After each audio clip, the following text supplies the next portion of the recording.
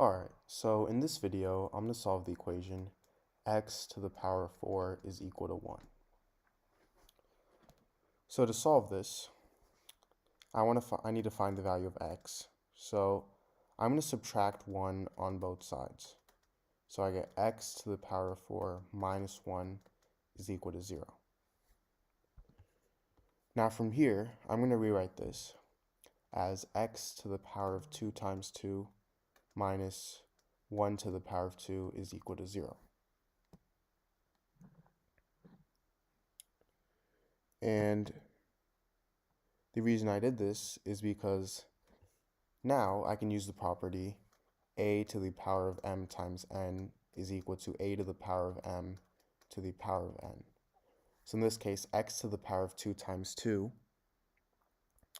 is equal to x to the power of 2 to the power of 2. So I have x to the power of 2 to the power of 2 minus 1 to the power of 2 is equal to 0.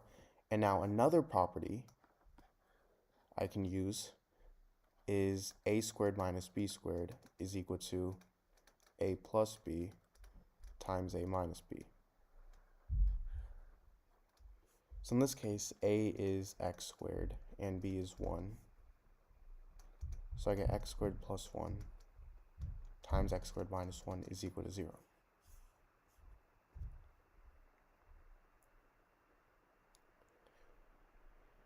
Now this gives me two equations. I get x squared plus 1 is equal to 0 and x squared minus 1 equals 0. So let's first solve x squared minus 1 equals 0 because it's more simpler than x squared plus 1 equals 0. To solve this, I'm going to first add 1 on both sides. So I get x squared is equal to 1. And now I'm going to take the square root on both sides. Square root of x squared is x, and I get x equals positive or negative 1. Now for x squared plus 1 equals 0, I'm going to subtract 1 on both sides. So I get x squared is equal to negative 1. I'm going to again take the square root on both sides, but this time I get x is equal to positive or negative square root of negative 1. Now if you guys already know, the square root of negative 1 is equal to I. So I get x is equal to positive or negative I. So my four solutions to this problem are x equals 1, x equals negative 1, x equals positive I, and finally x equals negative I.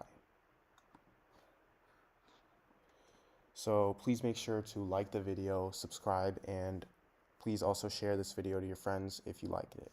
Thank you.